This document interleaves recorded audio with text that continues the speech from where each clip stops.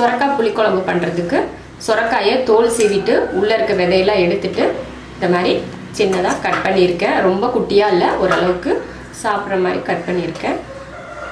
இது 250 கிராம் சொரக்காய். அதுக்கு தேவையானது தக்காளி 2 கட் பண்ணி வச்சுருக்கேன். கருவேப்பிலை, சின்ன வெங்காயம் ஒரு 20 வெங்காயம் இருக்கும், அதை எடுத்து குட்டியாக கட் பண்ணியிருக்கேன். பெரிய வெங்காயம் கூட சேர்த்துக்கலாம். சின்ன வெங்காயம் போட்டால் தான் குழம்பெல்லாம் நல்லா டேஸ்ட்டாக இருக்கும், அதனால் நான் சின்ன வெங்காயம் சேர்த்துருக்கேன். இது வந்து நெத்திலி கருவாடு. சொரக்காய் கூட கருவாடு போட்டு குழம்பு வச்சா ரொம்ப நல்லாயிருக்கும், அதனால கருவாடு நான் எடுத்திருக்கேன். கருவாடு பிடிக்கல அப்படின்னா கருவாடு போட தேவையில்லை. இது குழம்பு பவுடர்.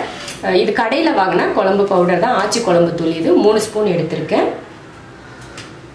புளி ஒரு சின்ன நெல்லிக்காய் அளவுக்கு புளி எடுத்து ஊற வச்சுருக்கேன். தேங்காயெல்லாம் ஊற்றுறதில்லை, தேங்காய் இல்லாமல் தான் குழம்பு செய்ய போகிறோம். சட்னி கரண்டியில் 3 கரண்டி எண்ணெய் ஊற்றிருக்கேன். எண்ணெய் காஞ்சிருச்சு. ஒரு 1/2 டீஸ்பூன் வெந்தயம். புளி குழம்புக்கு வந்து வெந்தயம் தாளிச்சாதான் நல்ல மணமாக இருக்கும், அதனால் இதில் வெந்தயம் சேர்த்துருக்கேன். வெந்தயம் பொரிஞ்சிருச்சு. அடுத்து கருவேப்பிலை, வெங்காயம்,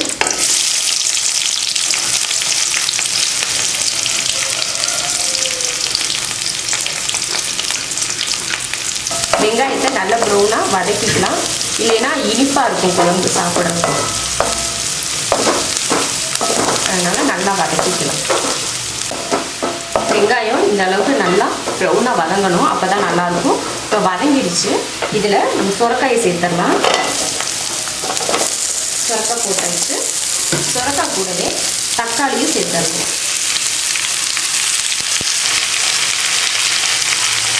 சொரக்காயும் தக்காளியும் வதங்குறதுக்கு உப்பு சேர்த்துக்கலாம். கொஞ்சம் அதிகமாகவே உப்பு சேர்த்துக்கலாம், அப்போ தான் காயில் நல்லா உப்பு பிடிச்சி சாப்பிட்றதுக்கு நல்லாயிருக்கும். அதனால் உப்பு நல்லா வதக்கலாம். வெங்காயம் இப்படி ப்ரௌனாக இருக்கிறதுனால அது கருகிடுச்சுன்னு நினைக்கக்கூடாது. இந்த அளவுக்கு வதங்கினா தான் குழம்பு டேஸ்ட்டாக இருக்கும், அதனால தான் அந்தளவுக்கு வதக்குறது. இது நம்ம வதக்குறதுலேயே சொரக்காய் நல்லா வெந்துடும், தக்காளியும் மசிஞ்சிடும். இப்போ நல்லா கலந்து விட்டாச்சு உப்பு போட்டு. கருவாடு போடுறதா இருந்தால் இப்போவே கருவாடும் சேர்த்துக்கலாம். கருவாடு போட வேண்டாம் அப்படின்னா போட தேவையில்லை, இப்படியே நம்ம மூடி வச்சு வதக்கிக்கலாம். இப்போ நான் கருவாடு சேர்த்துக்கிறேன்.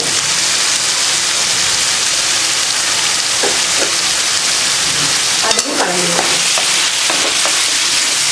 நெத்திலி கருவாடு வந்து கரைஞ்சி போகாது குழம்புல, அதனால நான் இப்படியே சேர்த்துட்டேன்.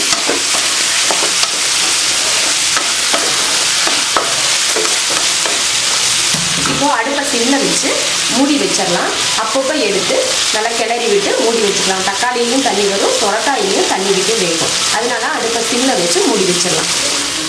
அப்பப்போ எடுத்து கிண்டி விட்டுட்டு ஒரு 5 நிமிஷத்துக்கு நல்லா கிண்டி விட்டு நல்லா தக்காளி மசிகிற வரைக்கும், சொரக்காய் வேகிற வரைக்கும் வதக்கிட்டு அதுக்கப்புறம் தான் நம்ம மசால் பொடியெல்லாம் சேர்க்கணும். அது வரைக்கும் நம்ம மூடி வச்சு வதக்கலாம். அடுப்பை சிம்மில் வச்சுருக்கேன். இப்போது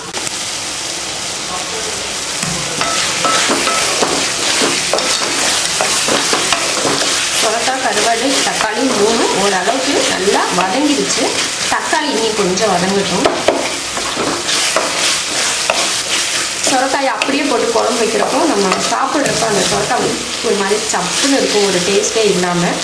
இப்படி வதக்கி வச்சாதான் நல்லா டேஸ்ட்டாக இருக்கும். சாப்பிடாதவங்க கூட அந்த சொரக்காயை சாப்பிட்ற அளவுக்கு ருசி கிடைக்கும். உப்பு காரம் எல்லாம் பிடிச்சிருக்கும். இன்னும் கொஞ்சம் நேரம் வதக்கிக்கலாம். தக்காளி கொஞ்சம் வதங்கணும், அதனால மறுபடியும் மூடி வச்சிடும். அவ்வளோதான், வதக்கியாச்சு. தக்காளியும் வதங்கிடுச்சு நல்லா.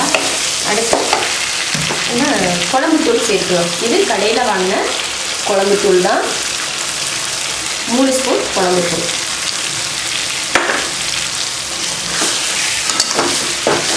அதையும் போட்டு வதக்கணும்.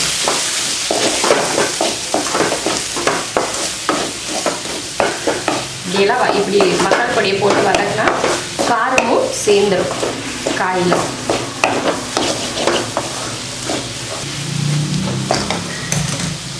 வதக்கியாச்சு. அடுத்து நம்ம புளி எடுத்தோம் இல்லையா, புளியை கரைச்சி இதில் ஊற்றிடலாம்.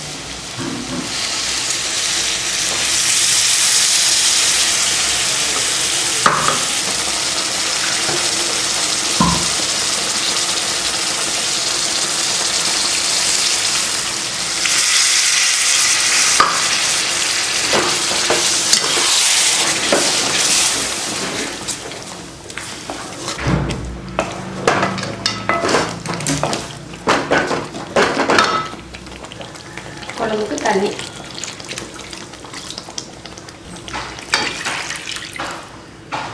நமக்கு குழம்பு எவ்வளோ தேவையோ அந்த அளவுக்கு தண்ணி சேர்த்துக்கலாம்.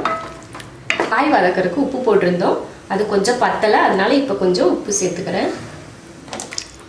குழம்பு கொஞ்சம் தண்ணியாக தான் இருக்கணும், அப்பதான் நல்லாயிருக்கும். ரொம்ப கெட்டியாகவும் இருக்கக்கூடாது, ரொம்ப தண்ணியாகவும் இருக்கக்கூடாது, நார்மலாக இந்த அளவுக்கு இருக்கணும். வெந்து வத்துறப்போ கரெக்டாக இருக்கும். உப்பு புளிப்பு எல்லாம் கரெக்டாக இருக்குது. இப்போ குழம்ப மூடி வச்சுட்டு ஒரு 3 நிமிஷத்துலேருந்து 5 நிமிஷம் வரைக்கும் வேக வச்சு ஆஃப் பண்ணிக்கலாம். இப்போ நான் மூடி வைக்கிறேன்.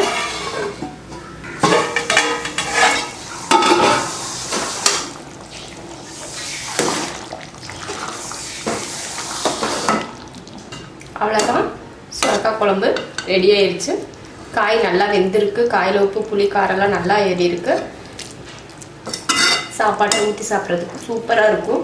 நீங்களும் இது போல் சுரக்காய் குழம்பு செஞ்சு பாருங்கள். மதுமிதான்னு ஒரு சிஸ்டர் வந்து சுரக்காய் குழம்பு அதிகமாக கேட்டுட்டு இருந்தாங்க ரொம்ப நாளாக. அவங்க கேட்டாங்கன்றதுக்காக இந்த குழம்பு இன்னைக்கு செஞ்சுருக்கேன். பிடிச்சிருந்தா லைக் பண்ணுங்கள், மற்றவங்களும் பார்க்கணுன்னு நினச்சிங்கன்னா ஷேர் பண்ணுங்கள், மறக்காமல் சப்ஸ்கிரைப் பண்ணுங்கள். நன்றி. இப்போ அடுப்பை ஆஃப் பண்ணிக்கலாம்.